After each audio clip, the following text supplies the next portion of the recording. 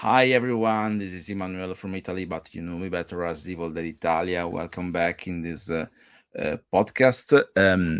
This episode is going to feature not just a single guest, but more than one, because we have the whole Hail to the Deadites team. Hail to the Deadites is a documentary that came out some years ago, and it talk about the fandom of Evil Dead, but it's not just this, it's even a podcast and a YouTube channel with a lot of very cool interview. So without any further ado, I'm going to present two of the souls behind this project. uh, Hello Martin, how are you? I'm good. You caught me eating at the same time. And then we have G. Hello Hello. G, how are you? Good. How are you? Yeah. So first of all, well, I'm changing the layout because I prefer this one. First of all, welcome. I'm very proud to have you here because you are one of the, let's say, the content creator about the Evil Dead that I follow the most. Mostly Because you, G though. She's doing a hell of a job. yeah, you guys are you rocks, and moreover, because I'm very bounded to this project. It's the Deadites. I have a very cool memories about this one. So I would like to ask first of all, how Martin and Martin and Steve and Guy, how do you uh, meet? I mean, how that happened? That's a hell of a story. I don't know how many times I told that story, but when Steve called me to ask me if I was interested in doing Hell to the Deadites with him, I was adopting my daughter at the same time. I mean, they literally came to my home, knocked on the door, and said, "Well, congratulations, you have a baby girl, 2 week baby girl." And like maybe an hour or so after, I get a call from Steve, which I talked to a few times, and that's it. And he goes like, "Would you be interested in working with me to do the documentary Hell to the Deadites?" And I'm like, with my baby in my hands, like, I don't know. I just got my baby. I don't know if I can leave. And my wife, she looks at me and she says, "Yeah, go ahead. I mean, you've been dreaming about that kind of stuff since a long time ago. Now's your chance. I'll take care of the baby. Don't worry about the baby. You'll be okay." So I accepted, and since then, we've been working on so many projects together. It's been 10 years, Manuel. 10 years. Jesus Christ. It's like it happened yesterday because I remember being at the Wizard Chicago Con Yeah. with you guys like it was yesterday. It's insane. It's a great memory. I was searching for the picture in which we are all together on on the Steve profile because I've seen that there some days ago, but I'm struggling to find it now. So uh, it was when did you start the recording? Taking directing the movie. I mean, taking A direction. shooting it. Yeah, sorry, shooting Uh, it. well, Steve started even before I was there. I was like, I think it was a year before. I don't remember very well because I'm old and I have a fucking bad memory. It's insane.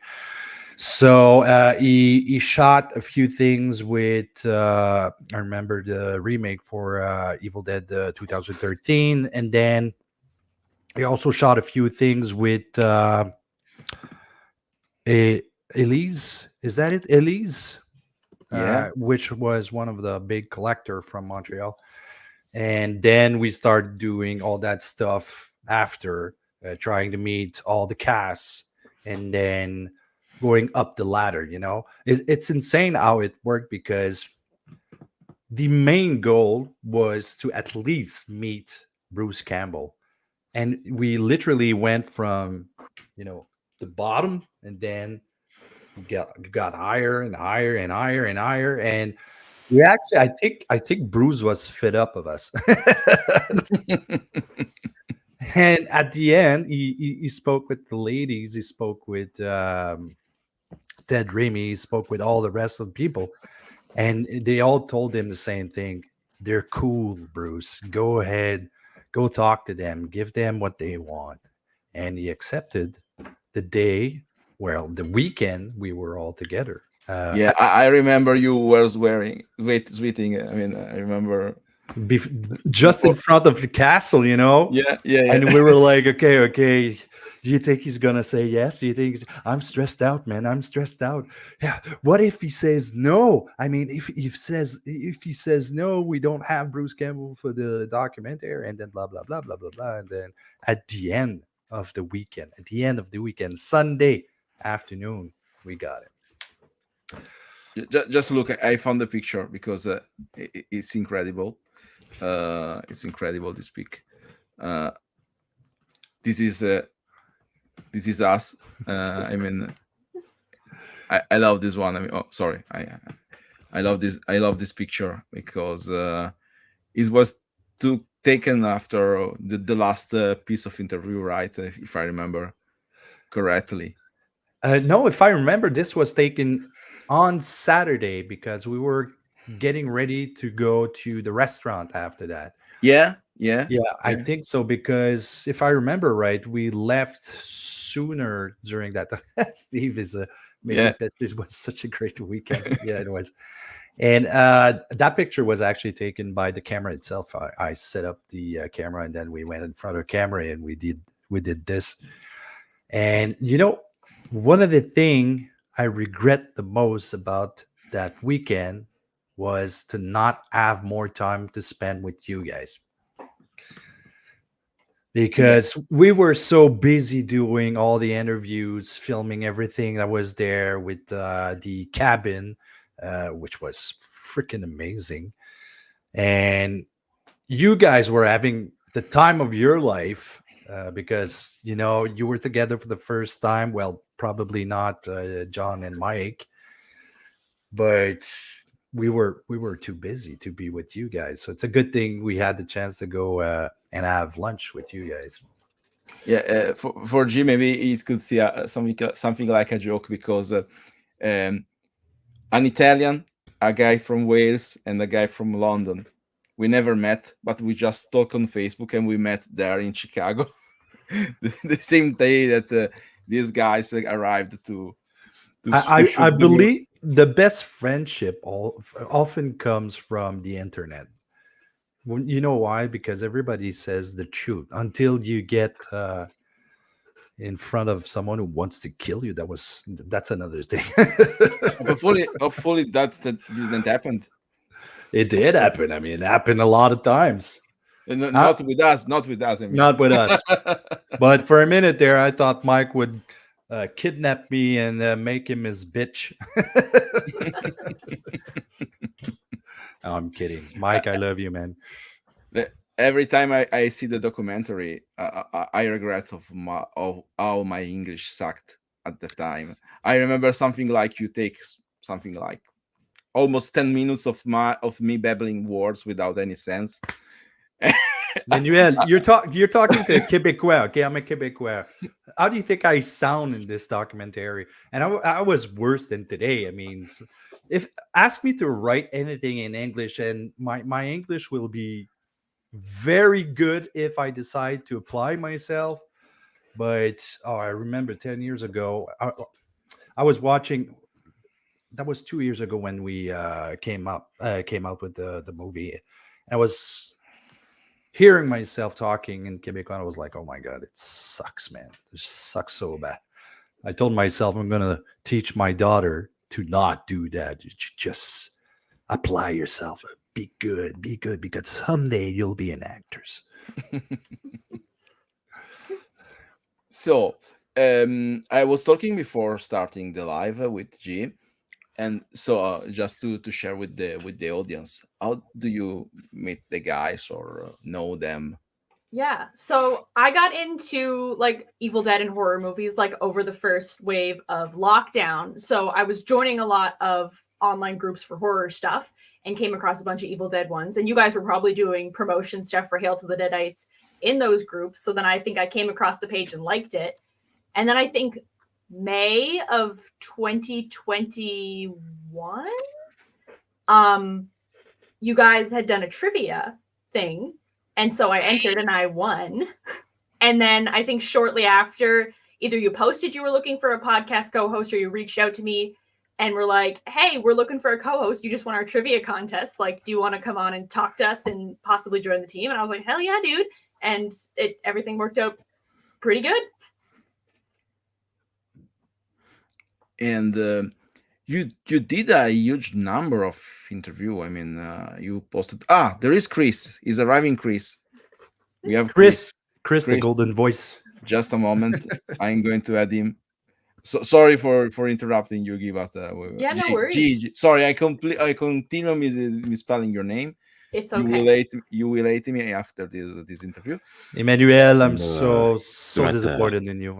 There you go. There we go. Finally, man, I am so sorry. I had some Deadites I had to fight, and I was trying to find the right spell to get here on time, and I don't know what happened, but hey, I made it.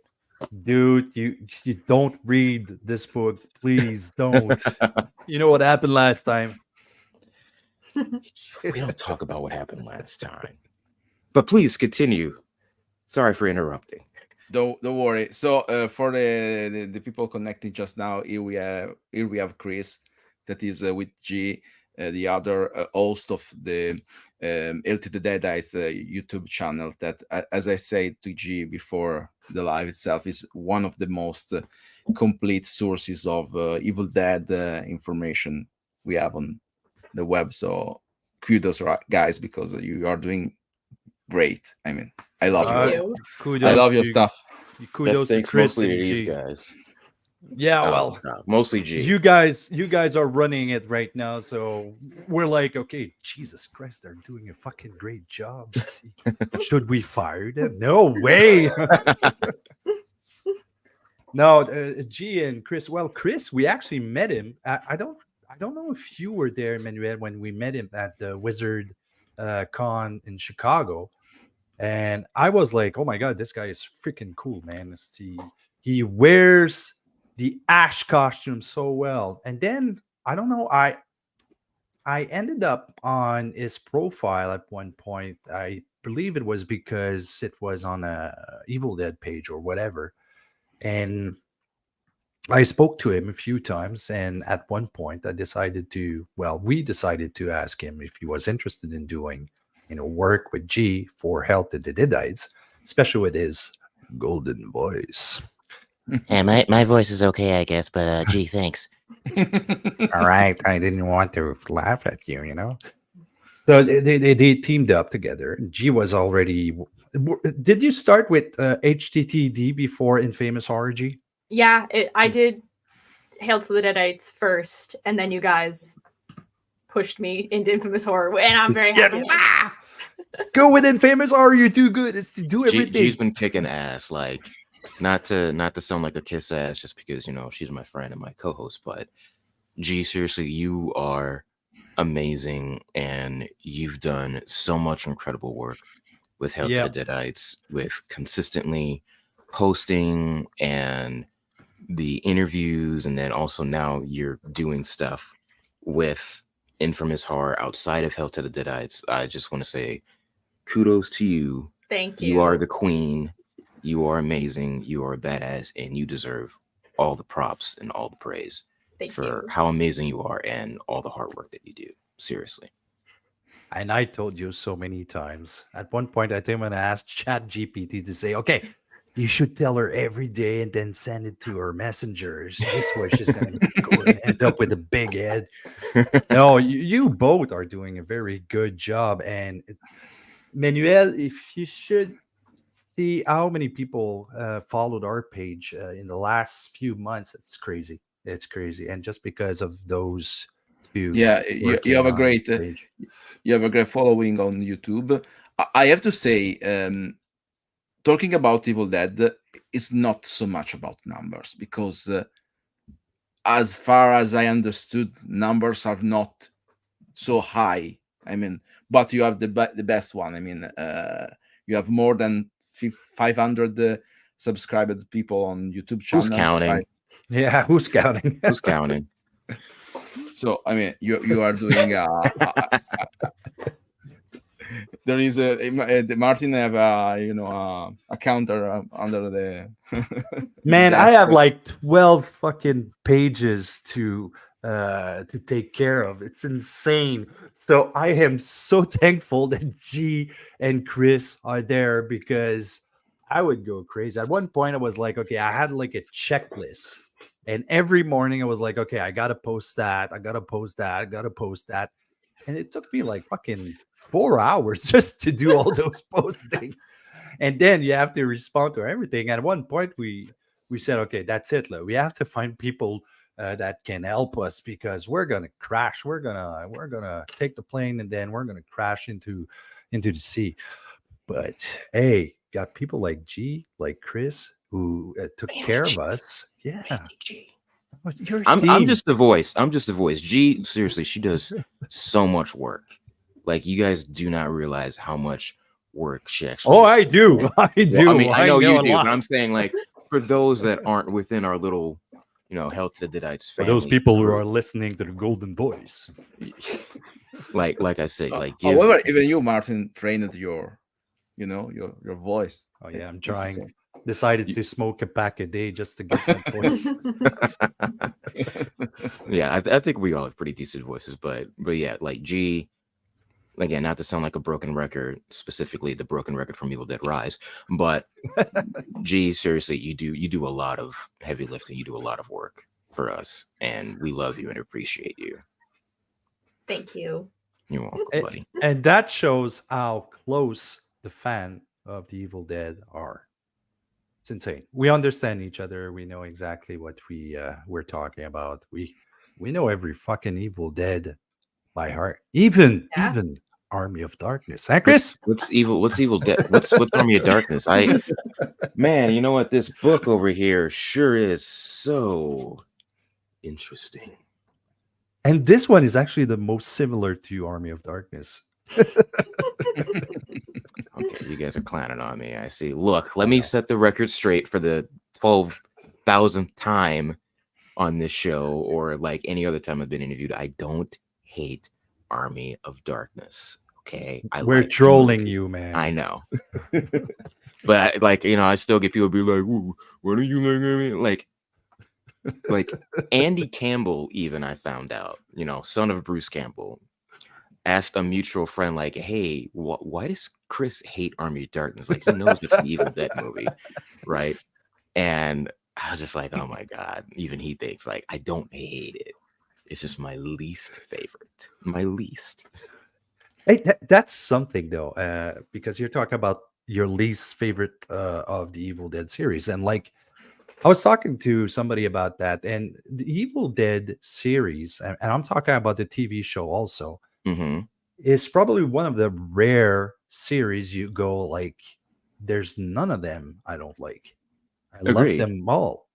It's not like if you go like in Friday the 13th, Jason Goes to Hell is one of the first things. The greatest movies of all time, because it technically is an Evil Dead movie, because we find out that Jason Voorhees is actually a Deadite, and you see the Necronomicon from Evil Dead 2 in there, and a new version of the Kandarian dagger. It's canon, it's lore. Jason fans, accept it. Your hero monster is a Deadite, and that does not diminish or take away from who he is or how great of a killer he is, just because he's a super Deadite. Just deal with it. Accept it. It is what it is. So, Kris, I have to say, if Jason Goes to Hell is a spin-off of the Evil Dead, then there is an Evil Dead that I don't like. Oh my God, here we go. And for those who don't know, I trashed Jason Goes to Hell. This story is great. In front of Adam Marcus, and I didn't even know he was there because Steve knows him, and he decided to prank me on this, and I froze. I love that. Like I I became white. Like, oh, that's like cool shit. Oh shit. Oh shit. And insert foot in mouth. Yeah. He took it well though.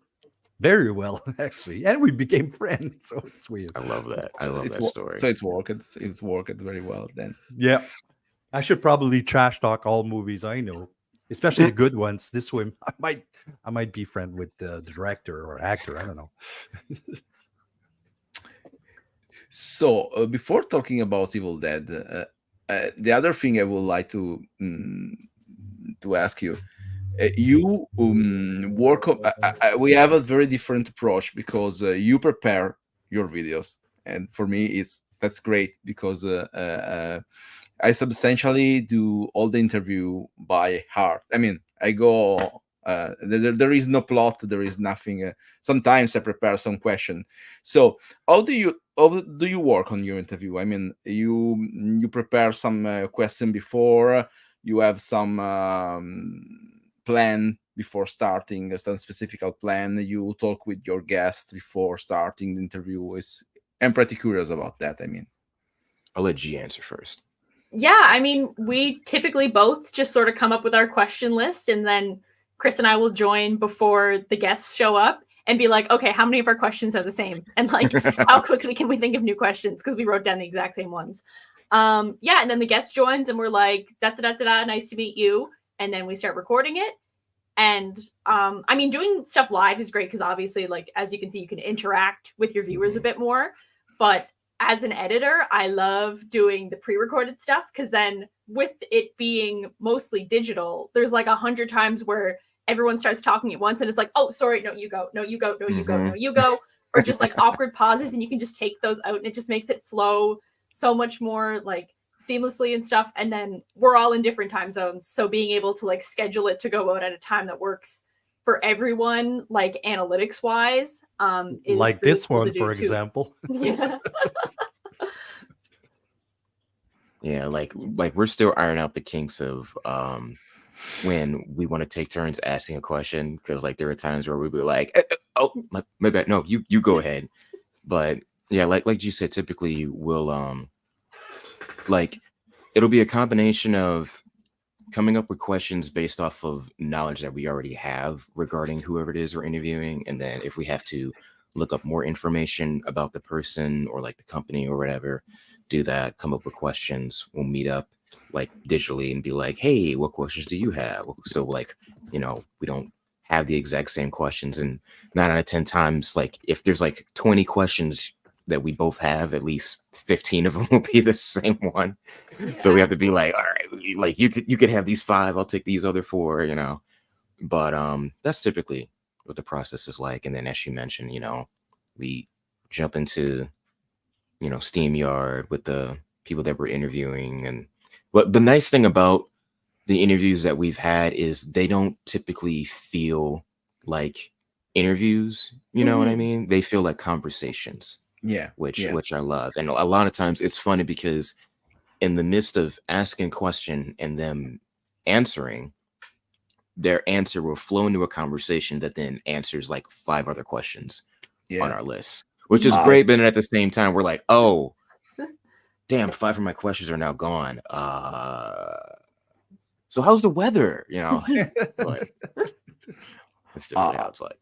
I fully agree with that. I mean, yeah, even in the interview I had, there is this kind of, you know, the person we have. I mean, some person we had, the same person we had when it happened. They are so kind, so humble person. They like to talk, so it's easier even to have a nice conversation, you know, about something you loved. So yeah, it's mostly about Evil Dead every time we meet, but okay. yeah. By the way, how's your daughter? Oh, she died. Okay, you never told me that. I mean, use the about book Evil Resurrector. Dead, yeah, there you go. Here's the Necron. This is such a hard word to say when you're French. Necronomicon. You can just say Book of the Dead. The Book of the Dead is better. Yeah, you're right. Or you could go by the original name, Naturam de Monto. See if that's easier to say. No, I'm gonna stick with Book of the Dead.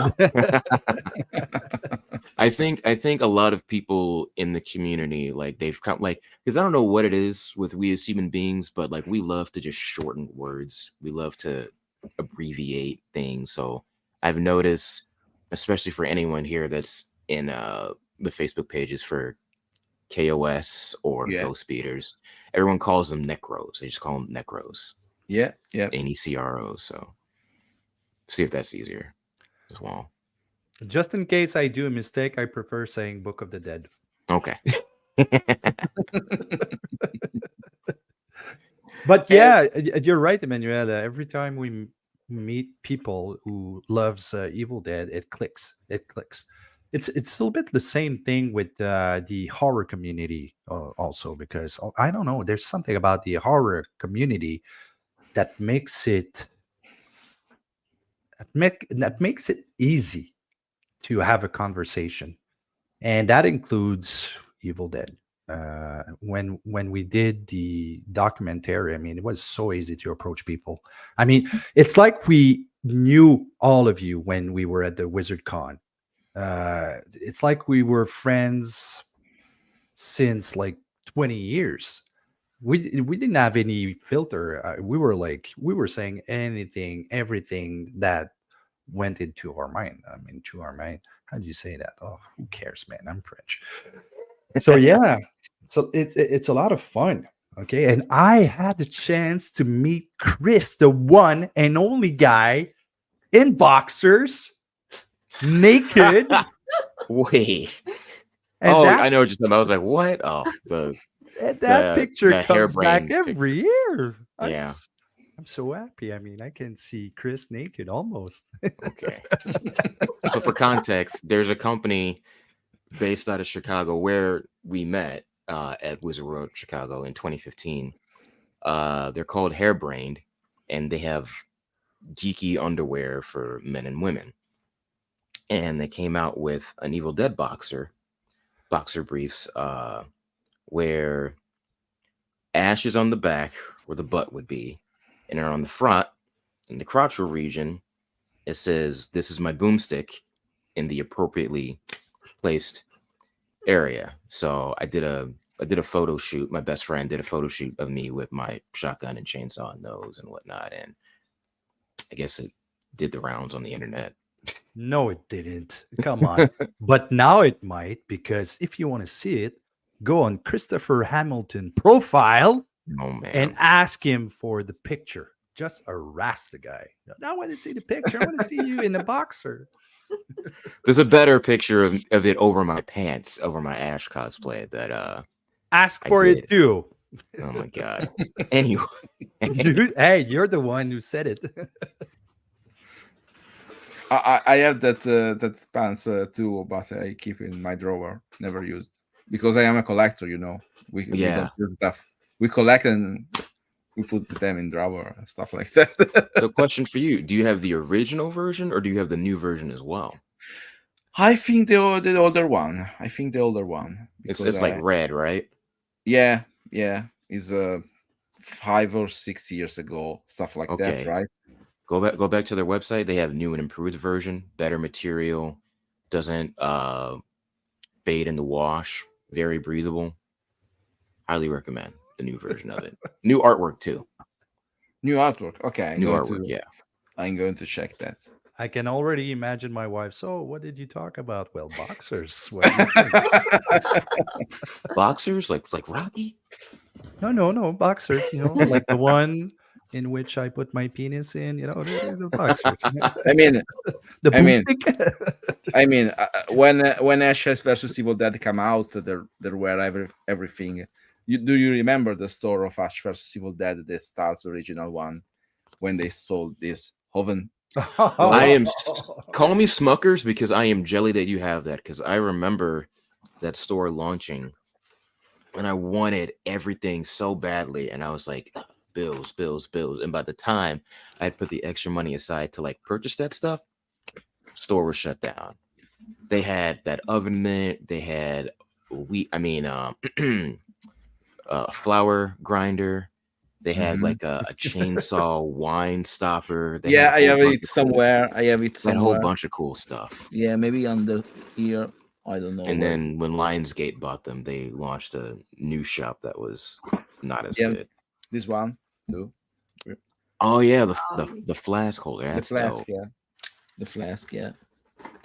Okay, I have to talk about this because one of the things I was so jealous of when I was doing the documentary is all those collections. I'm not a collector, okay? I would like to be a collector, but you know as well as me that collecting costs a lot of money. mhm. It looks like you got some collectibles in your background, buddy. It's You not got it's not posters. You got a much. Chucky doll. It's It's still not hey. much. It doesn't have to be big to be a collection. Every time I Size go doesn't matter. every time I go to a Comic Con or a convention, I'm trying to find, that specific piece of collection. But it's not always about Evil Dead because I'm mostly a horror fan. Right. Evil Dead is one of my favorite thing in the horror movies. But damn, I see like Mike has a shitload of things. I mean, how many copies of Evil Mike Dead does Mike he have? Witchy. Yeah. Like a wish. Yeah. Yeah. You had to know the guys that back in maybe 6 years ago, 5 years ago, I don't remember. I go to London to see the trilogy of Evil Dead in Prince Charles Cinema, and I was guest of Michael for a night. And I was in that house. There is substantially a sanctuary for an Evil Dead fan. There are all these Army of Darkness props and a wall full of DVD and video cassette and VHS. I mean, after I left Mike home, I got my first prop, an Army of Darkness Deadite helmet. That's And you were awesome. fucked. Yes. As Yeah. soon as I leave this London, there was a in prop store of London. There was this helmet. I mean, And I didn't have the I got chance to see Mike's collection live. I saw it on camera, but there was also one collection that drew me away. Like Dennis Carter as the Dennis is biggest, yeah. biggest crazy. collection ever, and I'm not talking about only Evil Dead. He has everything, and you go into his house and you go like, "Holy fucking shit!" It's just like, this is a lot of props. There are some people with some really, really impressive collections. Me, I've never really had like the space. Like I do collect stuff, and like I have a lot of what other people would call junk. Um, I've moved from Illinois to California, so like my stuff is spread out in like 2 different storage units now. One down the street and one back home in LA. But there are other people that they have some impressive stuff, and um, in terms of what I've got to see in person, someone that you guys may or may not know, Christian, who's in the KOS, a cool collection. He's got, in terms of Evil Dead specifically, he has stuff from Evil Dead 1, Evil Dead 2, Army of Darkness, Ash versus Evil Dead, and Evil Dead 2013. Like everything so far. And he invited a bunch of us over when we went to a convention in Chicago. There was like a Knights of Samaria page meetup, and he invited us over, cooked dinner for us. Very, very sweet guy. He has really, really cool stuff. And last I checked, Army of Darkness is his favorite entry. So he got me a gag gift. My first official screen used Evil Dead prop is a pair of pants from one of the wise men from Army of Darkness. And he Wow, sent that's that kind of over. cool. Yeah, he sent that over with a note saying this will add +3 appreciation for Army of Darkness. Oh, there you go. Oh, So- maybe I should try and find something else for you from Army of Darkness until it becomes your favorite one. Look. I have T-shirts. I have action figures. I Oh, I have know. a prop replica of the I can grab it in a second, of the goblet that they drink in Army of Darkness and Yeah. Ash crushes and whatnot. So I like the movie. It's not my favorite one. That's all. That's all right. And that's actually a question I have for all of you. Okay. And since G is talking a lot, let's start with her. What is that piece you'd like to have from the Evil Dead series? I don't know. I've never been into collecting screen use stuff, mostly because it's just so expensive. But then there's like, I mean, obviously you like want it, especially if it's like your favorite movie, like you want to own that. But at the same time, but I'd want to put it in a museum or something so that other people could see it and appreciate it. Because I know, like, the odd times, like, there's a wax museum that has a bunch of used movie props in a different province, and I went there one summer, and they had like a sword from Zeta, and I was like, oh my god, like someone donated this, like Lucy Lawless touched this, and it was like, don't touch, and I was like, I was touching it.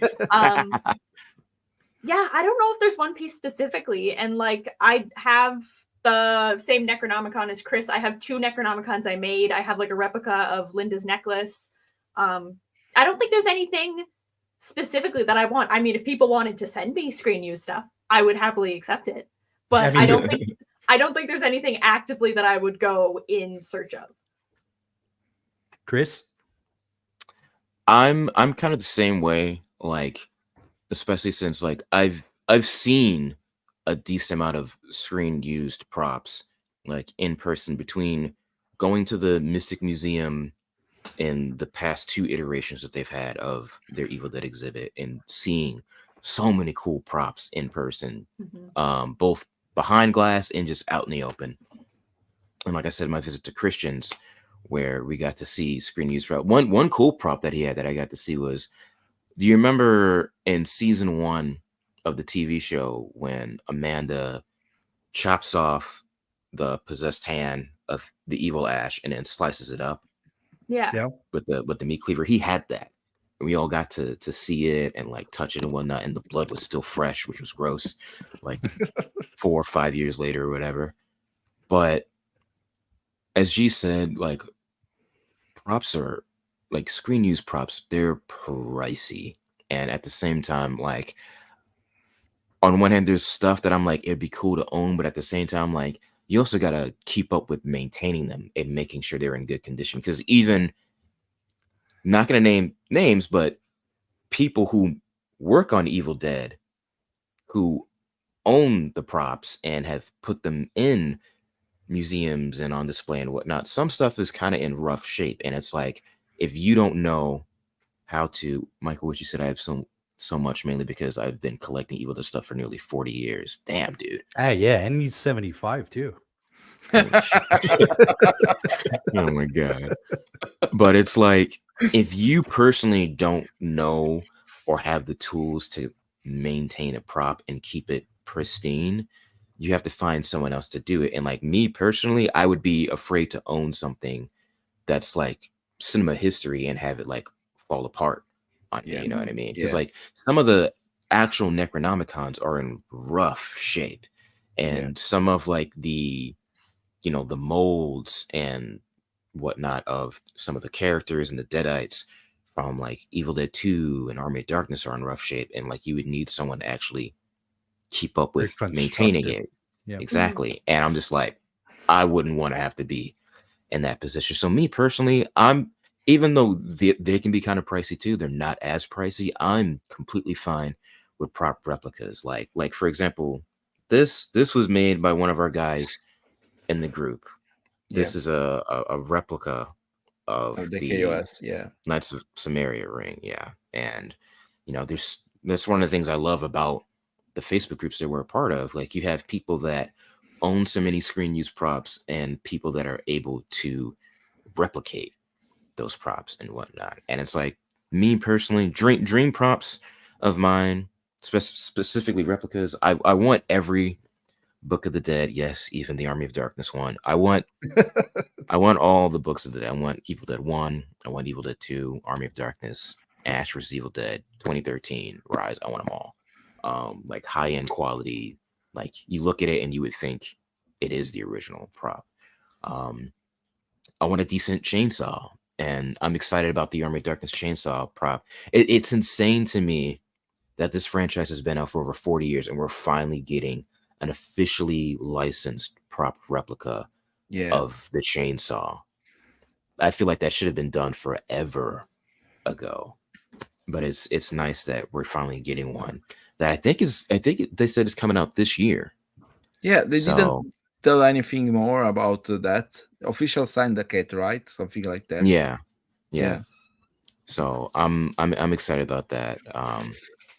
We may or may not be interviewing them soon. Yeah. Little sneak peek of what the future might hold. Um, Who knows?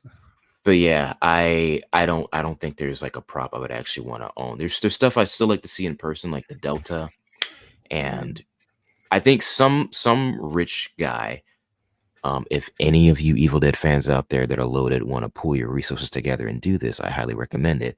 Rebuild the cabin at the original site and make it Oh, that like would be make it like crazy. an Airbnb or a tourist attraction. Just That like is something I care so much about because it feels like every other major horror franchise has a location that you can go and Mhm. visit, like the Nightmare on Elm Street house, like the house from Halloween.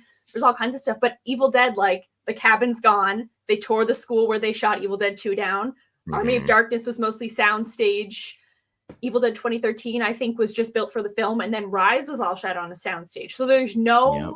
sort of central location to go and like show your appreciation. And like there is like the exhibit at the Mystic Museum, but I just wish that the people that owned the property in Tennessee where they shot the first movie would be willing to do something, because like people are gonna watch Evil Dead for the rest of time, so why not have a spot like that for people to go see? And like sure, you can capitalize it and make money off it, but that was a tangent, but that's something I care deeply about, No, that there's nowhere to go and appreciate Evil Dead shooting locations. Yeah. no, Well, I totally agree. And it's like sorry to oh no, go interject. ahead. Go ahead. I was gonna say real quick, like I have some friends of mine that are in the group, Doug and his wife, they actually got permission to visit the site of the original film and whatnot, which was crazy to me. And they took some really cool pictures and whatnot. And like, I can't imagine what it'd be like to stand there where the original film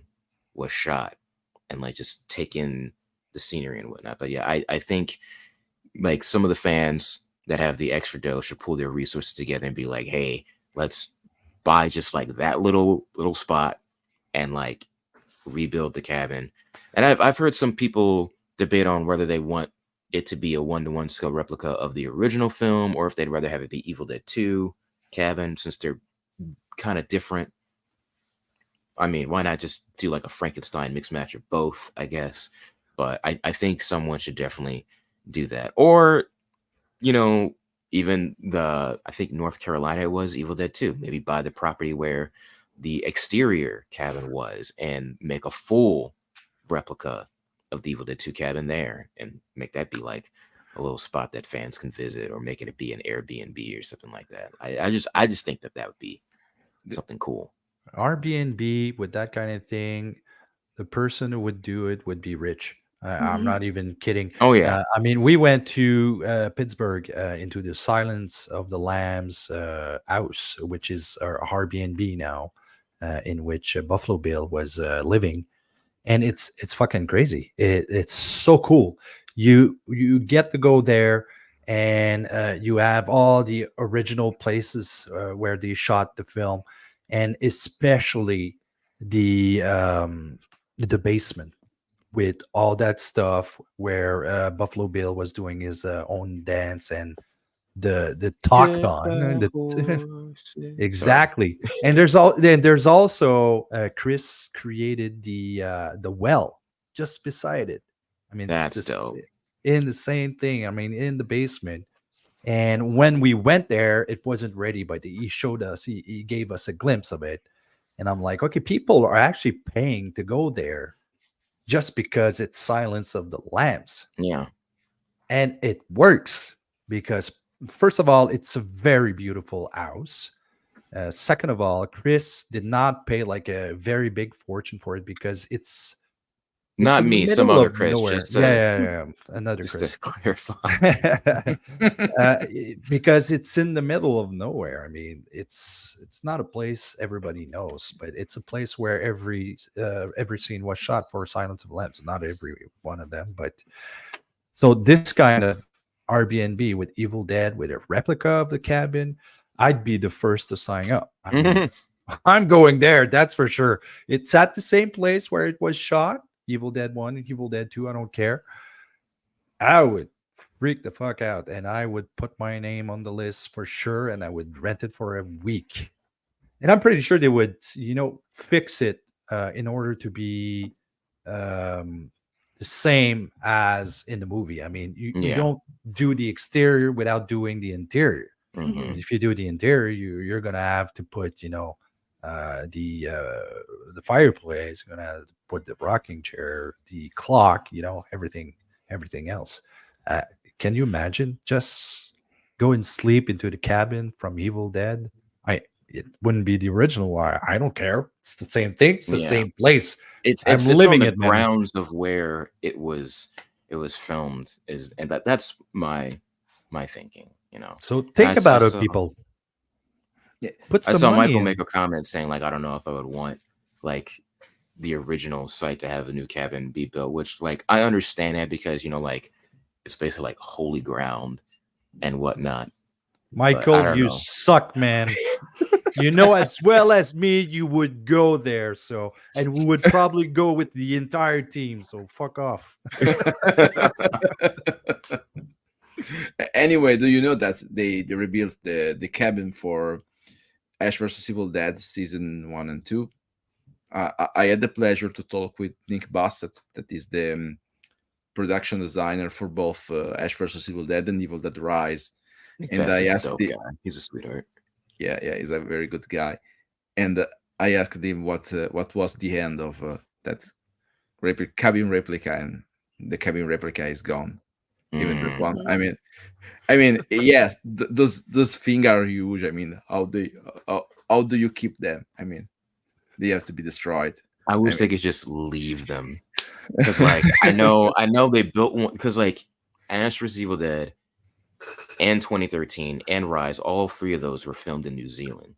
yeah, So it's like they scouted location. Like actually, I think for Ash vs Evil Dead that was a soundstage. I don't think they built the cabin in the woods It from what was. I remember. Yeah, but I know 2013 they did both. They had a Yeah. soundstage and they went into the woods and built yeah, a cabin. And it's like exactly. even that cabin, if they could have just kept it like that would have been cool. Yeah, absolutely.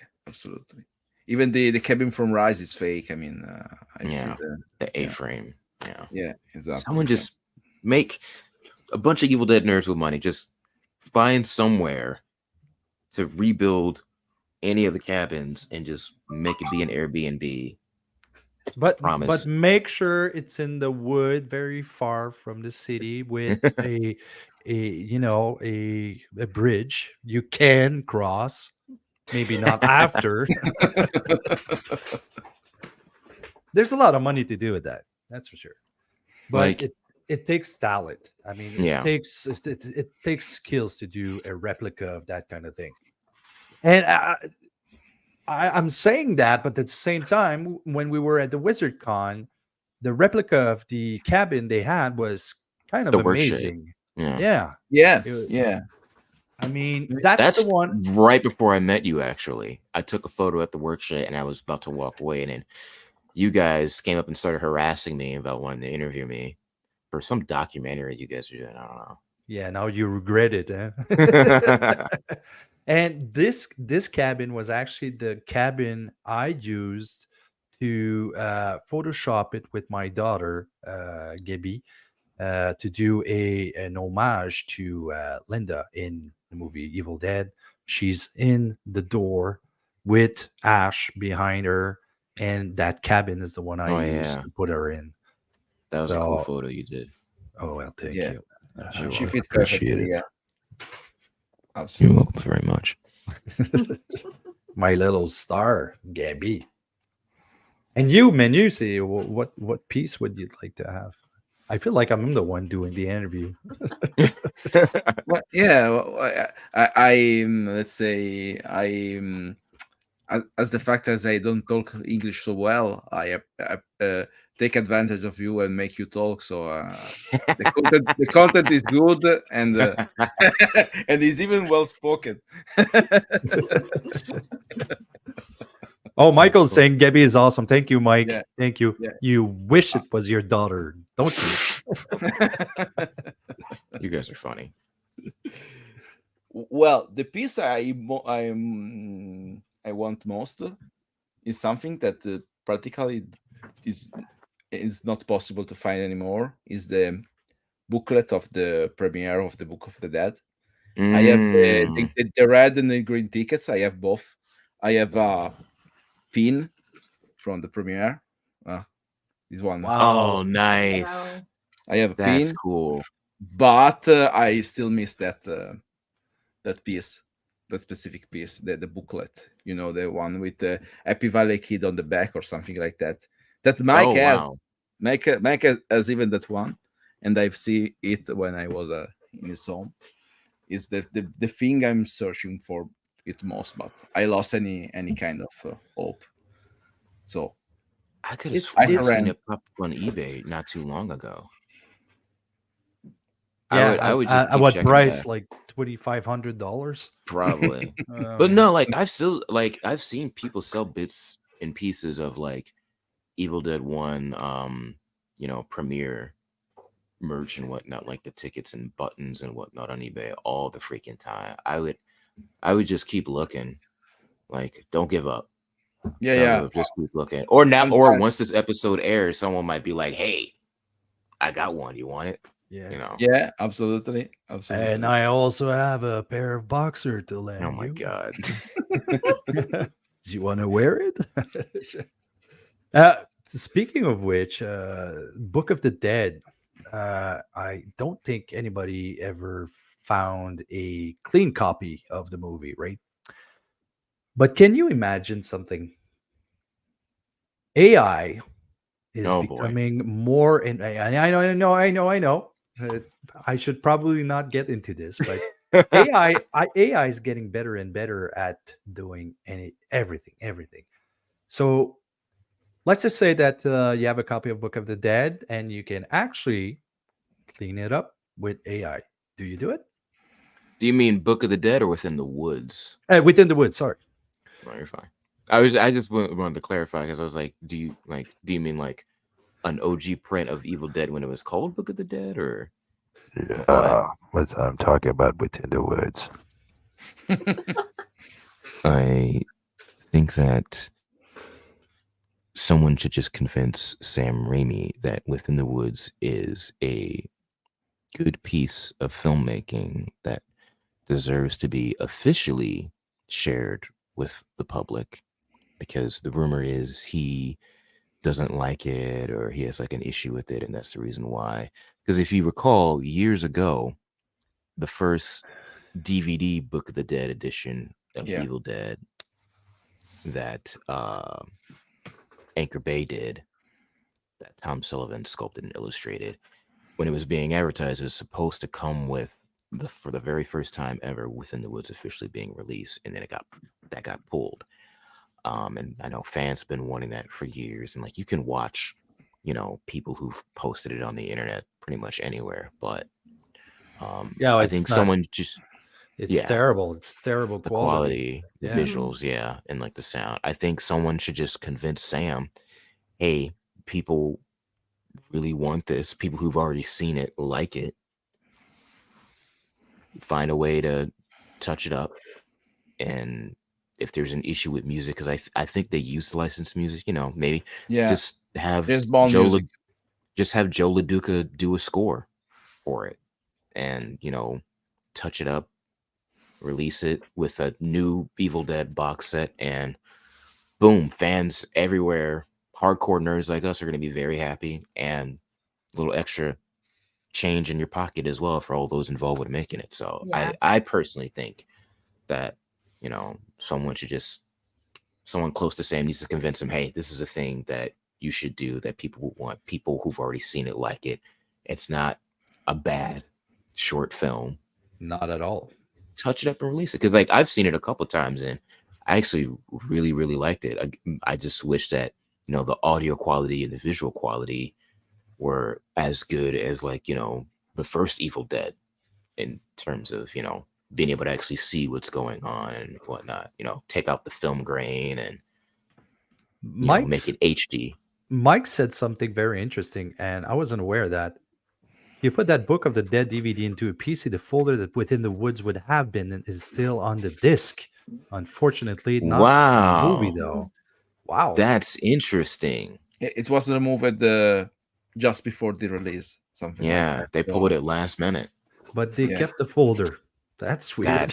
That's interesting. Did Maybe not know there's an that. issue with like the work print that they have. Like, I don't know. Like, imagine trying to release something you filmed when you were 20, like 40 years later, that you like. Sam Raimi probably didn't think like, oh, like I should take really, really good care of this Super 8 footage for the next 40 years. Like, I think it hasn't been released properly because the original print is damaged just from poor storaging of it. No, or whatever. wasn't the print filmed with VHS or something, or was it film? I think it was film Okay, I thought it was. because I know they shot like everything on Super 8, basically. Yes. There's conflicting stories about what the issue is about why it hasn't been released. Some people say it's a licensing issue with the licensed music that Sam used for it. Some people have said that Sam is like embarrassed by it and thinks it's like poor quality short film, and that's the reason why it hasn't been released. Like, there's all these conflicting stories. Like, I wish that, you know what, instead of all the silly questions that people ask over and over and over again of Sam and Bruce at conventions and at panels that went out, someone needs to ask Sam, hey, how come Within the Woods hasn't been released, and what can we do to help you get it released in like an HD type of way? You know, that's the question someone should be asking him. Yeah. Not, what Evil Dead movie was your favorite to work on? When's Ash versus Evil Dead season 4 coming When is out? Ash Will you versus guys Evil Dead gonna season come 4 back and do coming season out? 4 of the show? Will you play Do you- Ash again? Will you play Can Ash you do again? can you do something about the video game? Can you bring the video game back? Can you give it to a different developer? Yeah, we know those questions. Mm. But it's Sam Raimi is probably ashamed of his Within the Woods movie, but hey, it's part of his filmography. I mean, It's history. Mhm. Peter Jackson positive didn't way, say not like Meet the history. Feeble was a great movie. No, Meet the Feeble was a terrible movie. It's still fun to watch. He's embraced it. Like, I saw a clip where in the recent Muppets, like he's in the clip, and like Meet the Feebles gets mentioned. Like, one of the Muppets is like, "Oh man, I haven't seen you since the Feebles." He's like, "Yeah, that was a dark time," or something like that. I don't remember, but I was like, "Oh my god!" Like a modern day Muppet story where they mention it. That's awesome. Or you know what someone should do. I like how it's funny how this has happened. I don't know if it's the same with this new Evil Dead that we got from Sebastian. How do you say his last name again? Vanacek. Vanacek? Yeah. Yeah. I don't know if it's the same with him, but I know for Lee and for Fede, both of them ended up doing an Evil Dead movie because they were originally in talks to do something else, and then they brought up Evil Dead. Someone needs to get on Sam's radar, and instead of bringing up, hey, can I do an Evil Dead movie, someone should be like, can I do a Within the Woods movie? There you go. New Evil Dead adjacent horror franchise. Oh, or maybe the spin-off will be Within the Woods. I don't know. Yeah. Who knows? Maybe. It's a spin-off, yeah. Yeah. Who knows? What that's a question I have for you guys. A spin-off of Evil Dead. What is a spin-off of Evil Dead? I mean, aren't they like Evil Dead Rise? Isn't that a spin-off of Evil Dead? So I know I haven't been talking a lot already, but and in my opinion on that announcement, I think it's just a term of phrase that they use, like a placeholder phrase. Like, it probably is either going to be a sequel, or it will be a spin-off, because like 2013 and Rise, they're technically sequels, but they're weird sequels, and it's like they don't address exactly, hey, where is Ash and people from Ash versus Evil Dead and whatnot, people from Ash's specific, social circle in him, where are they at, which I'm fine with them not doing that, because we know that they have plans and whatnot. So I'm like, just let them flesh things out. I think spinoff could be just a placeholder term, because it's probably going to be like 2013 or Rise, where it's like it's Evil Dead, but we don't have Ash and we don't have like Kelly, Pablo, Brandy, and whatnot. Or it could even be further removed, where they're like, it's not a sequel and whatnot.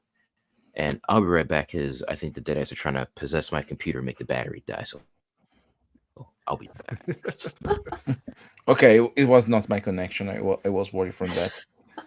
Yeah, don't Sometimes worry. that. So yeah, I'm a little bit curious about that spinoff.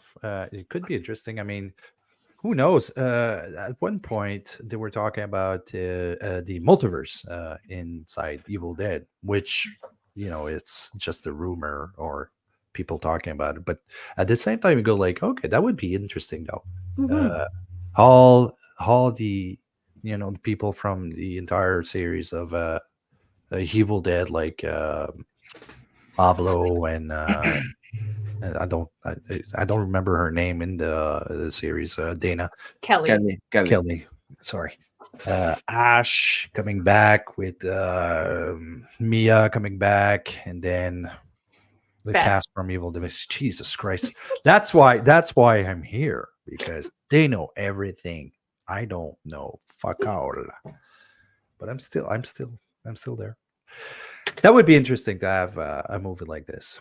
Can you imagine all the team gathering together just to fight evil with 3 books? Yeah, because Yeah. they read the entire set of books while playing the disc at the same time.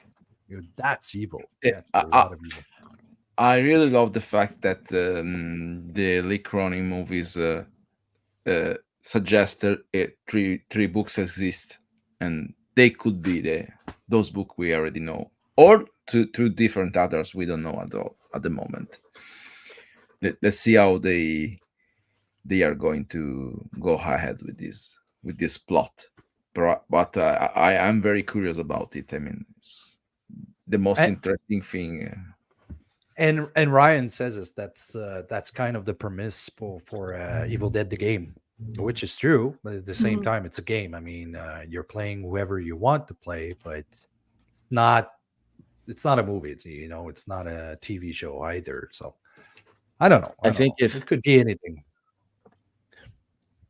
if somehow magically the game were to come back from the dead, because it's not dead, but it's just they're not able to do content on it. I think it would be cool if they could add more stuff to flesh out their story, because originally people were thinking the game was going to be canon, and in a way it is and it isn't at the same time, if that makes sense.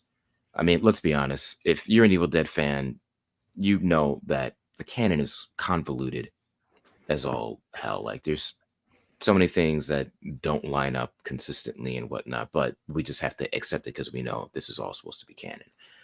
But I just want to point that out. A spin-off, an interesting spin-off could be to go back to the creation of the Necronomicon, or even at one specific time, like, I don't know, Western, or anything like this. it's funny you say that, because the crappy company that shall not be named that screwed everybody over with the original Evil Dead 2 board game, they had comic books, and they had a series that kind of felt like Tales from the Crypt in a way, in terms of it was like an anthology of Evil Dead stories called Tales of the Ex Mortis, where it was about the book and all the different places it's been and all the different people throughout time and space that it's messed with. And one of the areas was a Western, and honestly, I think it'd be really cool for like more filmmakers to explore, because Evil Dead it has such rich lore and mythology that you could expand on. And like that's one of the things I laugh when, you have the no Ash, no cash crowd, because it's like the people who made Evil Dead, Sam, Rob, Bruce, they've all said numerous times you don't need Ash for an Evil Dead story. It is about the book, the demons, and people who encounter the book and get terrorized by the demons trying to fight for survival. And you could do, I mean, this book was written by these beings called the Dark Ones eons ago. So there's so many different time periods and people from all walks of life and backgrounds from all over the world that you could do interesting stories with about them getting possessed by Deadites or fighting loved ones possessed by Deadites and whatnot. Like, there's so much you could do. And Yeah. I'm excited to see what the future holds, because I know we're going to continue to get more and more and more. I think the reason for which we love so much Night of Sumeria is the fact that they are related to a backstory about the book. Mm-hmm.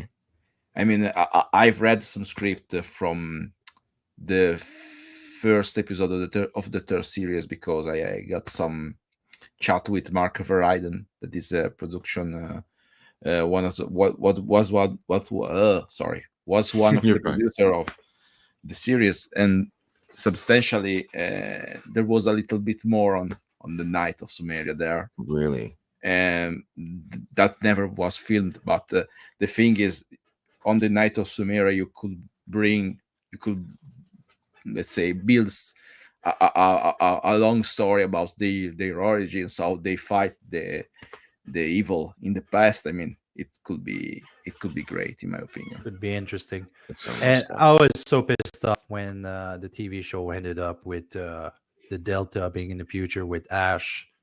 I was like, man, I can't believe they canceled that show. My God. I was so like an Evil Dead Mad Max style story Yeah. just sounds Yeah, dope. yeah. And it's like, I respect Bruce's decision to want to retire, especially after reading his book and him like explaining why. But obviously, as a fan, you want Bruce to come back. You want to see more.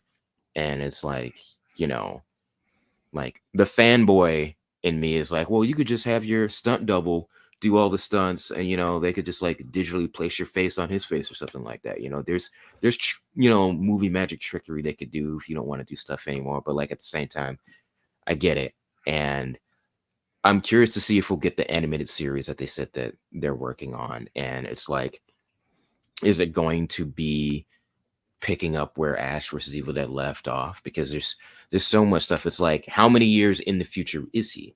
Like, is it 15, 20, 100?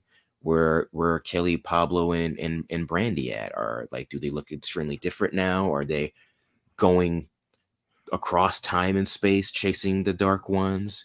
Are there new relics related to the Necronomicon? Who has the dagger now? Like, what's going on? There's so much stuff that could be done. So many And- more questions. And I have a feeling that this ending was based on the original ending of Army of Mhm. Darkness. Yeah. Oh when, yeah, he absolutely. woke up Yeah, in the future. And but if Bruce would come back as Ash, I don't mind if he's not there. I love Mia in Evil Dead Oh yeah, 2013, and Evil Dead Rise was a really good movie too. yeah. But if Ash would come back in whatever, a movie or a TV show, he doesn't need to do any stunts. He doesn't need to fight. He No. can just be the guy who tells somebody else how to fight, He Yeah, can just be kicking back, drinking shimps. a key player. Just let him do whatever he wants to do. My fanboy dream would be to see Bruce come back with, playing as Ash with Pablo, Kelly, Brandy, Mia, Beth, and Cassie, and Beth's kid whenever the kid is born, working together, fighting the Deadites. Maybe even bring Dalton back from the dead, because he was a great character that I felt Fully didn't agree. deserve to die. Um, And you add Deadites that are played by all original cast. Can you imagine that? That'd be cool. if you bring everybody back again, I yeah. mean, they did it with the TV show. Why not? Yeah, do it with the Alan movie? Sandways, yeah. Yeah, and that was amazing. Honestly, I That was would love. amazing. Yeah, that was a really special treat, and I'm in full agreement. I would totally love to see more of the original actors come back. It's weird how like some people embrace the roles and some people kind of don't, because like I know Bruce made a comment that it was like a subtle comment about how, you know, when they did the video game, you know, they tried to get everybody back, and some people just flat out was like, no, I'm not interested in voicing the character for the game. And then other people, you know, scheduling conflicts. But, you know, Yeah, that's it's one of not the things. easy. Yeah. Peop- That's one of the things that people- make the game special.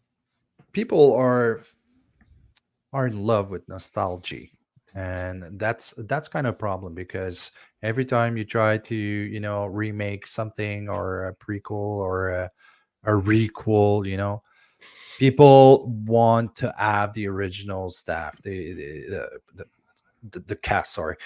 And it's not as simple as they think. I mean, oh yeah, No. okay, it's fun to have the original cast, but those people are getting old. I mean, Hmm. you'd like to have Freddie coming back with Robert Englund, but man, Robert Englund is old, and it's not easy for him, and he doesn't have the same Hours shape of as makeup. Freddie.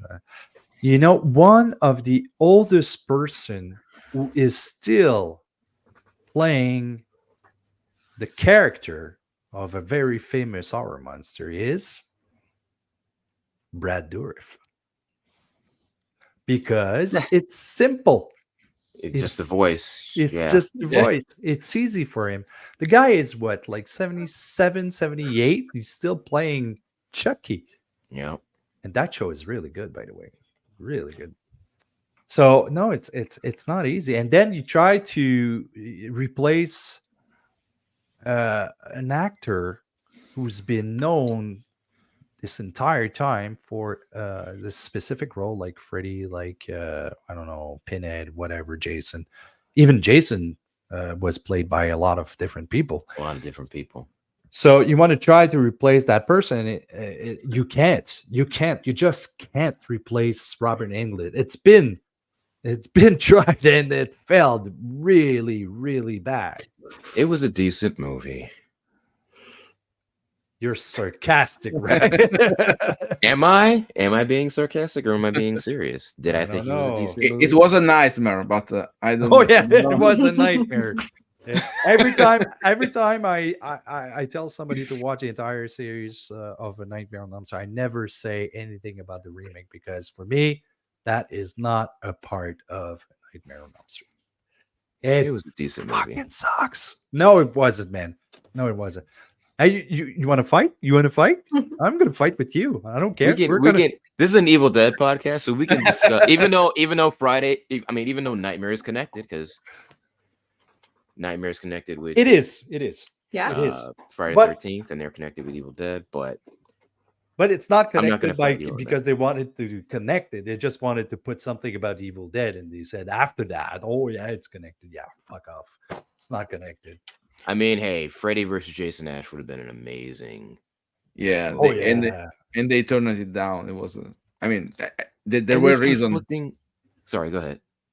There were reasons because substantially. I don't remember if it was Bruce or Sam. They want Ash to win, but the producer no. But they don't. The other producer, they don't want someone to win definitively. Which is So crazy to me. And it's like, I don't know what the real answer is, because there is that excuse. There was some other excuse. I forgot what it was, but there's a couple different excuses as to why it didn't get made. One of them was about like, Well, someone there tried was to pin it- copyrights.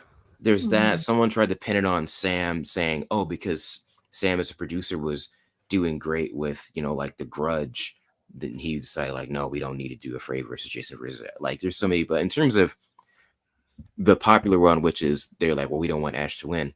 It doesn't make any sense to me because you have an officially licensed comic book that is using the exact same script as the treatment where Ash beats them both.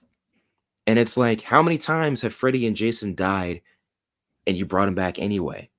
Yeah. Like, even if you kill them off definitively, you can come up with some silly excuse to bring them back. And like Robert Englund himself said, he said to one of the producers, like, you guys brought me back with dog piss.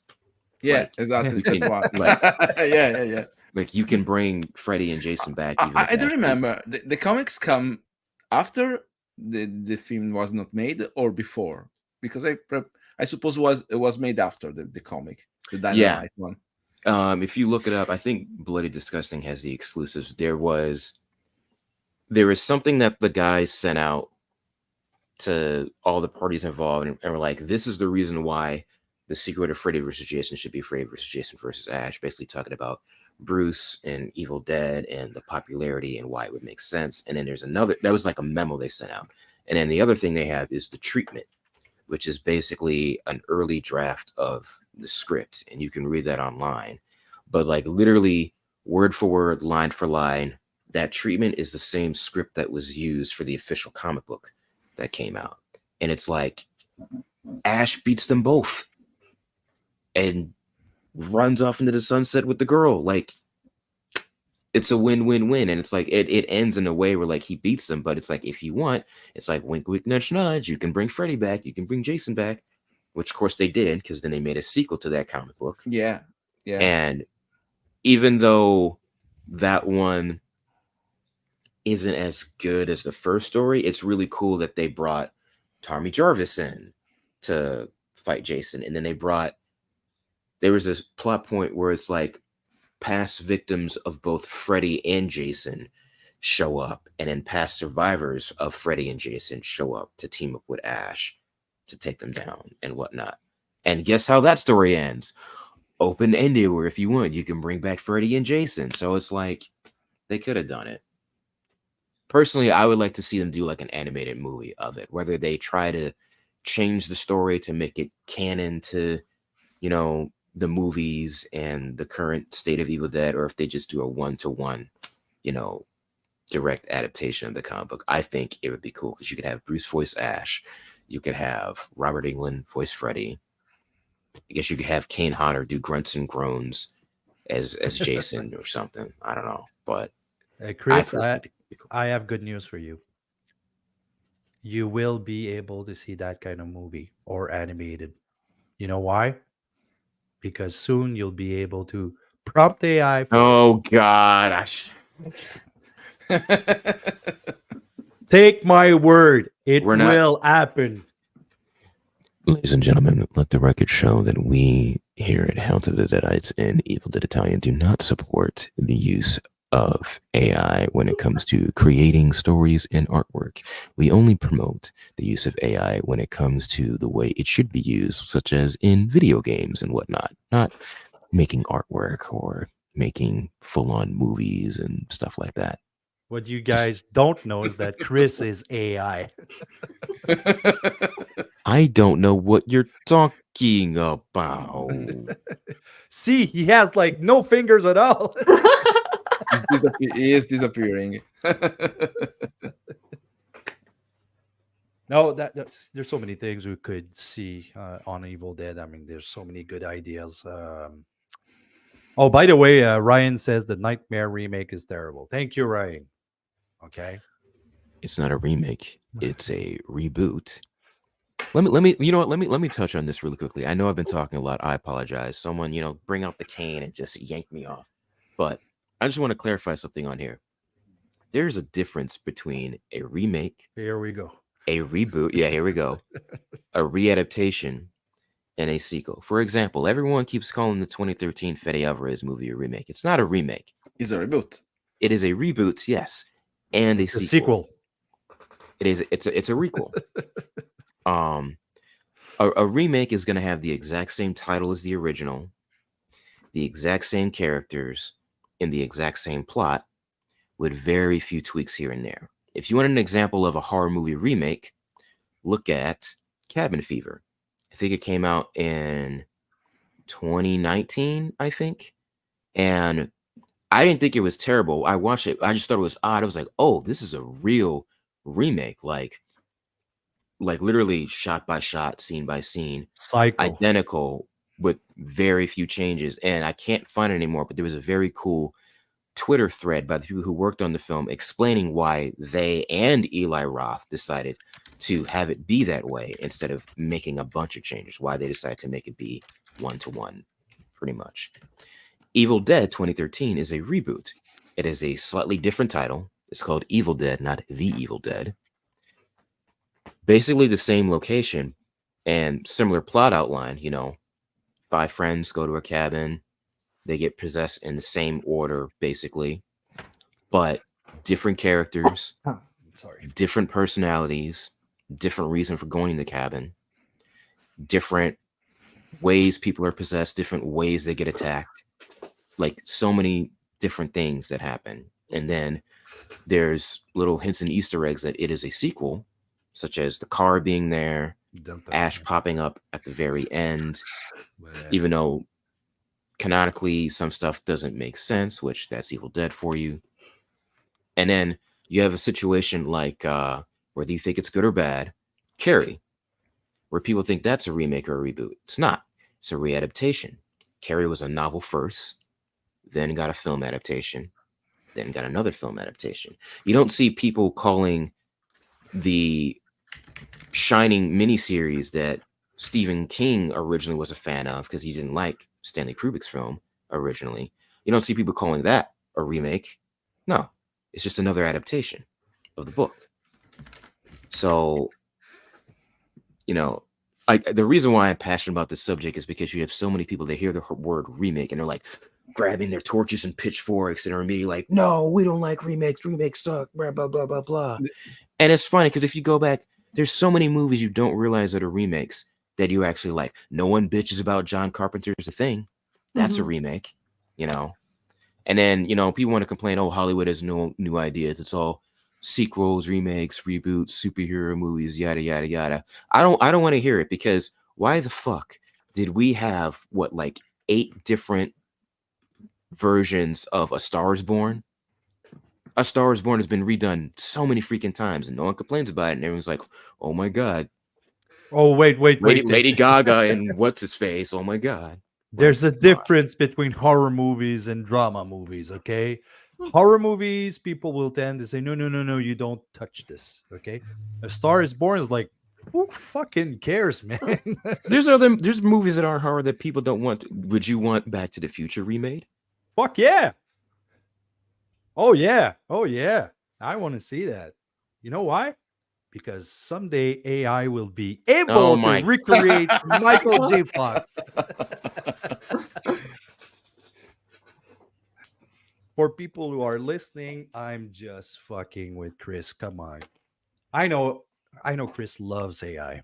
Disclaimer, we do not support AI here. Although the movie Late Night with the Devil was great, we do not support the use of AI. Oh, wait, that's just a few sample. Come on. But okay, let's just say though, okay, we're talking about AI and they recreate the same people with their consent. What do you think about AI at that time? I mean, let's just say we have a Back to the Future 4 with all the same characters with their voice and their consent. See, that's slightly different. And I also feel like as long as it's a combination of actual human beings doing some work and it's not all AI, because there's that conundrum of, is AI pulling stuff that's original and organic, or is it taking artwork from other people without their permission and whatnot? Which, that's a very effed up and messy situation, because I who was it? It was why am I blanking on the name? James Earl Jones. James Earl Jones announced that he gave permission to Lucasfilm and all the other people involved to use AI to continue using his, right? Was it James Earl Jones or was it somebody else? I thought it was Luke. Mark Hamill. Mark Hamill? Yeah. I don't think so.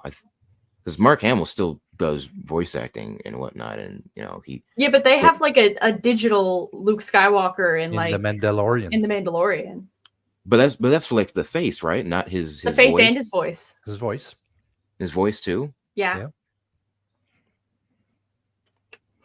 Maybe. See? I don't know. I stopped watching because I'm not a fan of Baby Yoda. So Grogu. whatever the fuck you want to call it. Grogu. Grogu. No, Oh, see, that so thing. you're rethinking your opinion about AI. Okay, no, I'm not rethinking anything. Why are we on this subject? Like, this is not Evil Dead. Okay, let's change it. Okay, because if we come back to Evil Dead, okay, and you have the chance to have Ash back with AI as a young Bruce Campbell, what do you think about that? I feel like there'd be no heart to it because it'd be a computer generating him. Like, there's so many Agreed. little quips that Bruce and Sam came up with on set that you can't replicate that with AI. Now, here's what you could do. Since the technology has gotten, but I've seen people complain saying like, "Oh, just recast," and I'm like, I don't agree with that. To taking it back to Star Wars, people are saying like, "Well, just recast." It's just because I think there's this disconnect of having an issue with certain special effects that are tied to CGI because beyond any shadow of a doubt, like that's not real, that's CGI, and then people have an issue with it because yes, we love practical effects, but let's be real. Not every single thing can be done practically. Some stuff in this day and age, especially to be safe, has to be digital. Like sadly, I've seen it, and I think it's dumb that people complain about it. But you've had people complain about, for example, the Evil Dead post Army of Darkness. So Ash vs. Evil Dead 2013, and Evil Dead Rise being like, oh, those shotgun blasts, they're not using blanks. It's digital. And it's like, who cares? Unless you're going frame by frame, you can't really tell that it is a digital effect of, the flash bang coming from the barrel of the gun and whatnot. And it's like, unless you can tell visually, what does it matter? And like a lot of times you can only tell visually because your brain, like when it comes to like de-aging, you're like, I know how old this actor really is. I know the actor doesn't look that young anymore. I know this is CGI. And now that I'm looking at it, I can see the blemishes of the areas where it could have been tweaked better, but it isn't. And so it's bad. They shouldn't do de-aging. They should just recast. And to like I say, it depends on the team, the budget, and the tools. Because you look at taking Disney, for example, you look at Star Wars. When they first did the de-aging for Luke, it looked okay. Then a fan redid it, did a better job, and then got hired, and then it looked better when he was added onto the show. You look at Samuel Jackson and Captain Marvel, they de-aged him like he did in the 90s. You cannot tell that is CGI. It's so good. You would think that they had a time. I believe Disney had a time machine, went back, actually got 90s Sam Jackson and put him in the movies. So it depends. Like, so I don't agree with using AI for that. I agree with using CGI digital de-aging technology for that. Well, and I know they going- were discussing the idea of doing that with Bruce because of the original idea of season 2 where he was going to run into his younger self and they were going to like de-age him and like have a stunt double and whatnot. Personally, I think what we got was better than Craig DiGregorio's idea. I'm going to name names and go on the record. I think Rob Tappert was right and Craig DiGregorio was wrong in terms of what we got with season 2 going into season It 3. was it should be a messy end, that one. With Kelly as the daughter of Ash, right? Yeah, Well, I'm sorry. I think that idea was dumb. I think I'm gonna go on record because I've seen a lot of fanboys get upset saying that they were mad we didn't get that. I'm like, to have Ash hit on Kelly in the first episode and then have this idea where he ends up actually being her dad, gross, weird, don't like it. Glad we didn't go that route. I don't care how funny that would have been. Controversial take, I know. without naming a specific movie that was done by I'm not going to say it. but it ends up that the dad is sleeping with his daughter. Do you know which movie I'm talking I about? know what you're talking about. And see, Yeah. that's a different case where that was done for shock value. Be like, oh my god, this is so messed up and twisted. The villain is so evil and vile. This is terrible that My this face happened. dropped, man, when I saw that. Yeah, Ryan says, as long as it's not digital blood, I'm good. But agreed. at the same time, they're becoming more and more perfect. I mean, there's a lot of stuff I was watching, and then I learned afterwards that it was CGI. I was like, really? You'd be Uh, surprised. No, Yeah. I'm already surprised. And you see, you were talking about Disney, and Disney is using that. I don't know what they call it. It's a special Yeah, screen, and that new people, technology. the actors are right in front of that screen, and every time the camera moves, the screen moves behind. You don't notice that they're not outside; they're actually inside doing, and it costs a lot less money to do that kind of stuff, you know. And people are So complaining about it, but I'm just like, it's movie magic, like it's there's movie certain magic. things I wish they wouldn't let us know how they made it, because you have a bunch of people these days that act like they're film experts just because they took one film class and have a letterbox. And they get really snooty and snobby with their opinions on movies. And it's like, granted, everyone's entitled to their opinion, and opinions are like assholes. Everybody has one. Some are shittier than others. So, and you got a lot of people with some really shitty opinions about the entertainment industry and the way things are made and whatnot. And I've seen people complain about that technology that Disney's using. And it's like, if you didn't know they were using it, you wouldn't freaking know, because it looks so good in some things. But the They're all quality, people from 4chan and 8chan. most likely. Goddamn So trolls. I am a very terrible host because I completely forgotten I have the Instagram live at the same time because so Probably a bunch of questions going by. Nick Bassett commented it. Oh, He said when we were talking about the cabin, he told on Ash vs Evil Dead we did both. Season 1 was sound stage, season 2 was location and sound okay. stage. So we know now. Oh, We that's know cool. the reality of that. Why did you And guys tear it down? yeah, it's so sad every time we think about this. And there is this very cool question by Hannibal Vera Garcia. I think the chainsaw is a character in the movies. What do you think? Yeah. I agree with that. And number one, top 10 character death of all time that crushed me, no pun intended, was when Ruby crushed Ash's chainsaw right in front of him. Like now I can kind of like laugh at Bruce's reaction when he's like, oh god, no, not the saw. But like I was having the exact same feeling as him when it happened. I was like, not the saw. No. I mean, the Sad. saw is part of Ash. it's embedded in him. And even in Evil Dead Rise, I mean, they decided to create a chainsaw with the Delta color. I mean, And let's go. they make the chainsaws like the first time Ash gets the chainsaw on an Ash versus Evil Dead, like it's like this big like crescendo Yes. of music, and it's the same in the 2013 movie, and it's the same in Rise. So I would say Army like, of Darkness. He Yeah. jumps for it. Yeah, I cling. would say it's an integral part of an Evil Dead story is to have a chainsaw. I mean, it doesn't really like obviously it changes things in that you can kill a lot faster with a chainsaw than with a knife or an axe or whatever. But I do think it's a nice symbol that sort of connects every part of the franchise. Agreed.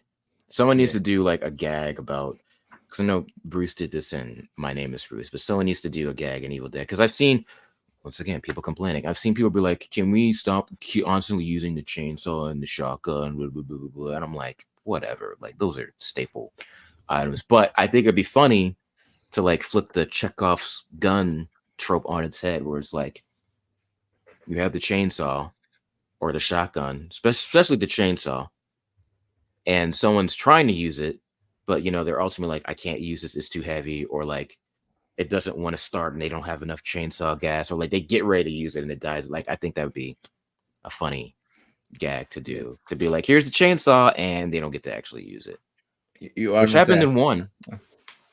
He was about to cut up Linda, and then ultimately he just taught, which is so funny to me because all the promotional material of Ash for Evil Dead 1 is with the chainsaw, with the exception of a few images, and then he doesn't actually use it in the movie, in the original. Yeah. At the moment. You're fine. Okay. Before leaving you go, I mean, I stole you so much time. Yeah, I will you goddamn it. You said this is only going to be a 5-minute interview now. Yeah, what the hell? I would like to ask you the dumbest question, but I mean, it's one of the ones that usually comes out when you talk with other Evil Dead fans. So, including the last one entry, Evil Dead Rise, do you have a ranking for these movies? Do you have, even for the series itself? I mean, because, for example, in my case, I prefer the season 3 to the other one. Same. And someone preferred the second one, is the one I prefer. I like the less.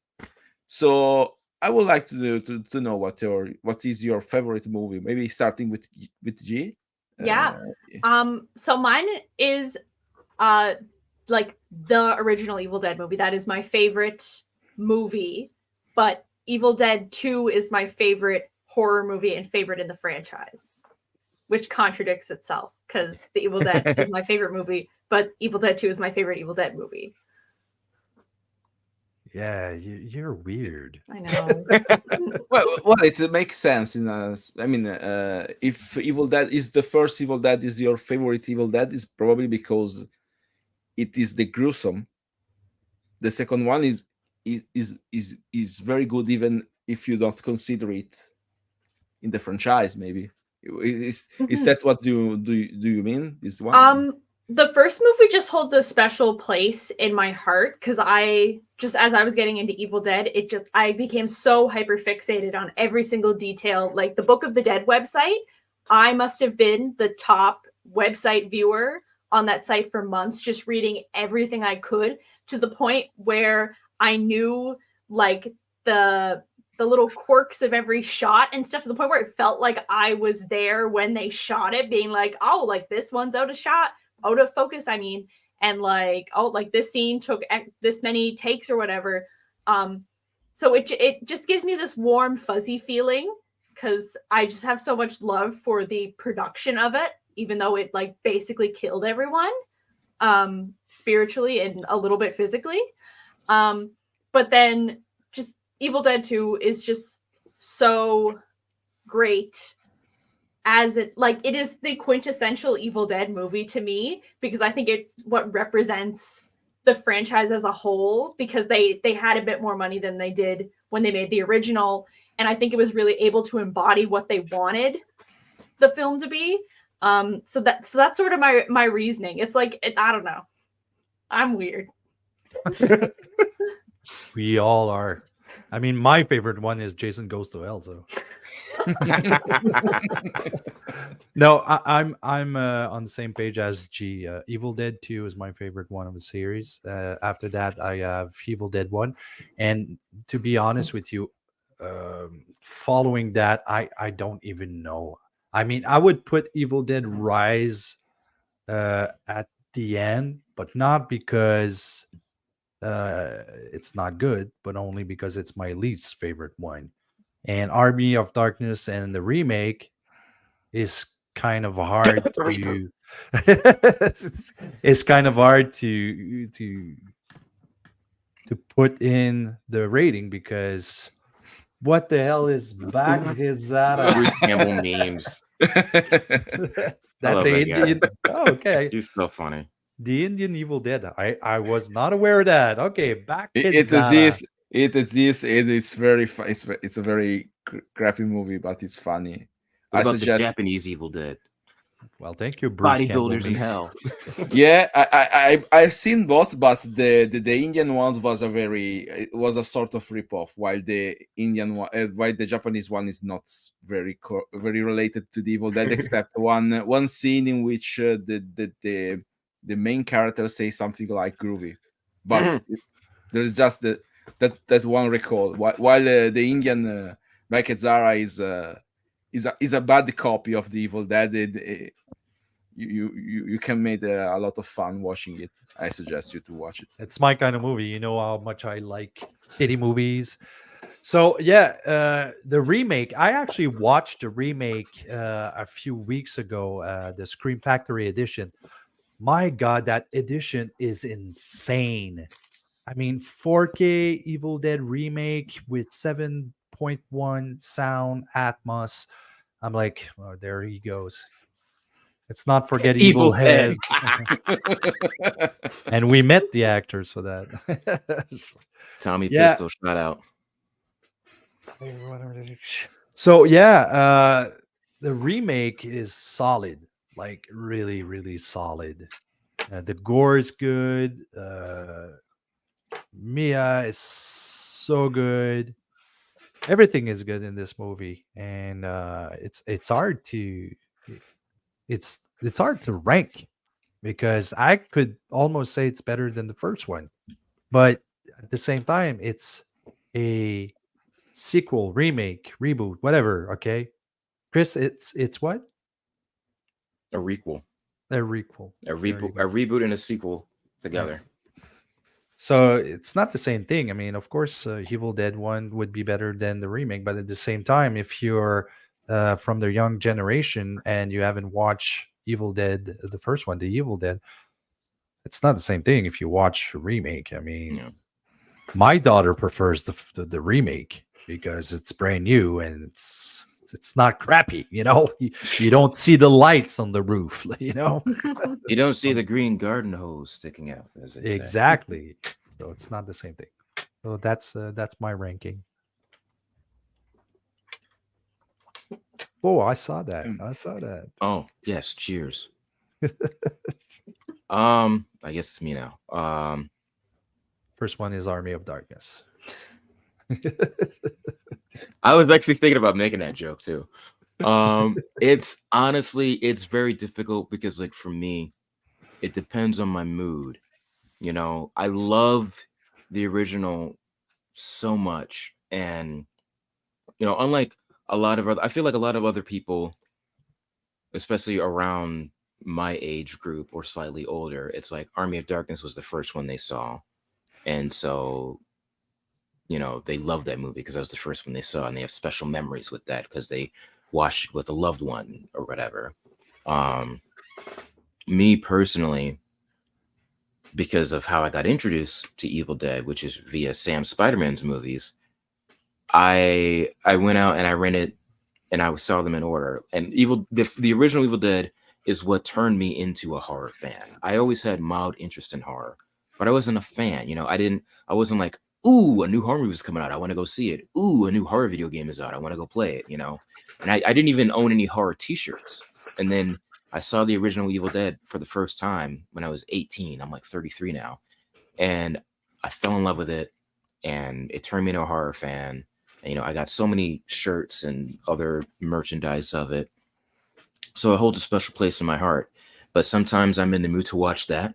Sometimes I'm in the mood to watch Evil Dead 2. And Evil Dead 2, I feel like, is the gold standard of how to do an Evil Dead story, depending on what you're going for.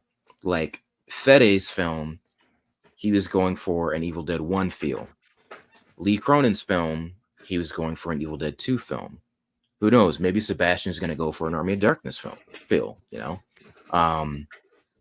But I like, it's hard for me to pick one because sometimes I'm also in the mood to watch Fede's film. Sometimes I'm in the mood to watch Lee's, you know, Evil Dead Rise. I have to be under the influence of certain substances to be in the mood for Army of Darkness. No, I'm just kidding. But I think for me, Ash versus Evil Dead is king, though. Specifically, season 3, and even more specifically, the 3-part finale, because that gave me more of what I wanted out of the franchise as a fan, with Ash specifically. Like, after I binged the original trilogy, we're fans, we're nerds. We all have like these ideas in our mind of like, oh, what if this happens, or what if that happens, and it'd be cool if that could happen. And it's like what I essentially wanted with Ash in terms of that, I got with Ash versus Evil Dead. And then they had to go ahead and like do something even crazier of what I wanted and expand on it with that very end of the finale of what would have been season 4 that we didn't get. So it's like, with the exception of not getting season 4, I pretty much got at the time everything I wanted with Ash. But because of that, now there's more stuff that I would want with Ash. But for me, it's like that portion of Ash versus Evil Dead #1. And then it's like a multi-way tie between 1, 2, 2013, Rise, the comic books, fan fiction, then Army of Darkness. Actually, no, the video games are up there as well. The video games are up there tied with the other movies as well. I have to clown on Army of Darkness because I've dealt with some interesting Army of Darkness fanboys. But like I said, I like the movie. I own shirts. I got prop replicas. I have 6 different copies of the movie. Like, if I didn't like it, I wouldn't own anything. I like it. I actually just know a true. lot of people who hates, for example, Evil That's true. Dead, Bruce Campbell memes. Evil Dead remake, and that person has like 10 copies of the movie. I'm like, okay, if you hate it, why do you buy so many copies? That makes no sense to me. But I'm not that type of person. I do like the movie. I do like it. Okay. So Yeah, boomstick on I this. boomstick on his. Yep. Talking about me, it's the same for Army of Darkness. It wasn't the first movie I've seen because I was 11 when it came out here in Italy. But my favorite is surely the first one because I love gore. I love the cruelty of the monsters. I'm less for the humor. In fact, the season I didn't like so much was the second one. That was the most Comedic. Feel it comedic. Yes. Yeah. Yes, absolutely. I mean, the scene of the colon was great, but this was too much. Yeah, It's so funny. yeah. I love that scene, but it was too much. I mean, Ash is a buffoon in the second series, even in the third, but a little bit less than in the second. The second is. Yeah, you think it mature after all these movies. Well, I think Rob pushed for season 3 to be a little bit darker in tone and more serious.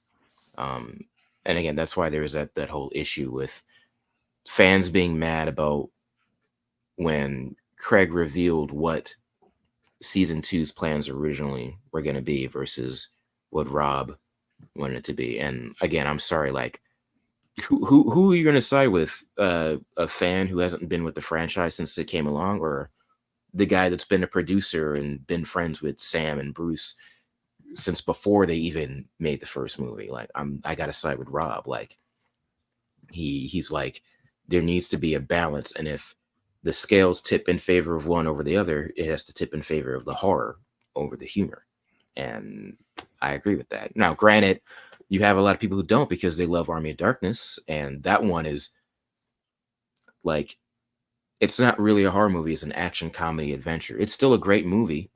Yes, I said Army of Darkness is a great movie. Go ahead, check outside to see if pigs are flying, see if hell is frozen over. It's recorded. That's just going to be like the clip that's like the teaser for the interview.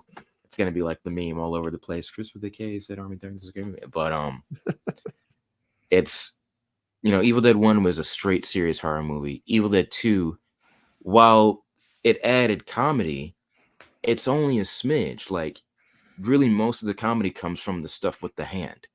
That whole sequence. Like, the rest of the movie is more scary than comedic. And even the marketing for it, like, they bill it as, they say there's only one movie scarier than Evil Dead, and it's Evil Dead 2. Like, they constantly... Now, granted, it's your opinion if you think it's scarier than the first one or not. Some people do think it's scarier, but that's how they were marketing it, and their intention was for it to be scarier. But they added some comedy to it. And then Army of Darkness, they were just like, Three Stooges all over the place. That's because And- of Universal. Universal told themselves, well, let's make a comedy out of it, so we'll open it for all the kids. I think that's what happened. Yeah, there was a lot of studio interference. Also, I wanna let this be known. They were trying to make Army of Darkness be PG-13. Sam himself wanted it to be PG-13 because the MPAA had a vendetta against Sam, and they still made it rated R. And even Bruce has joked about, he's like, why is it rated R? There's barely any blood in it, and there's a bunch of skeletons and whatnot. Funny But- skeleton. Funny skeletons. Yeah.